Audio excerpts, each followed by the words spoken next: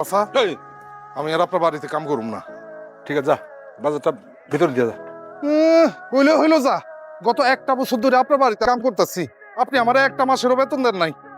আজকে যদি আপনি আমার পুরা বেতন না দেন তাহলে কিন্তু তাহলে কি কি করবি? আপনার মায়ের টুম্পারে জোর করে তুলে নিয়ে যায় বিয়ে করে ফেল। তাহলে আমি বেতনের টাকা না দিলে তুই আমার মেয়ের টুম্পারে বিয়া করবি? জি, বিয়া করবি না? বিয়া করতে অনেক টাকা লাগে, টাকা আছে? আপনি তো আমার ঠিক মতো বেতনই দেন না, টাকা জমাবো থেকে। আমি মানুষের বাড়িতে কাম কাজ করে 1,000-5,000 টাকা জমাইছি। 5,000 টাকা সাথে আছে? কেন? তোর কাছে যে 5,000 টাকা আছে ওটা তুই আমার দে। আর তুই যে আমার কাছে বেতন পাইতি, টাকা পাইতি, হ্যাঁ, ওটা তুই আমার মাফ করে দে। আমি তোরে আমার মায়ের সাথে বিয়া দিয়ে নিবি। কি করলেন চাচা? আপনারে আমি বেতনের টাকা মাফ করে দিলে 5,000 টাকা দিলে আপনার মেয়ের লোক আমার বিয়ে দিয়ে দিবেন? ও চাচা, আপনি মহান, আপনি মেহেরবান, আপনি কদরদান। বাহ!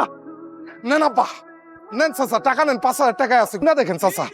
চাচা, আপনি আপনার মেয়ের টাকা নিয়ে আসেন, আমি শুভ কাজটা এক্ষুনি সরাই ফেলতে চাই।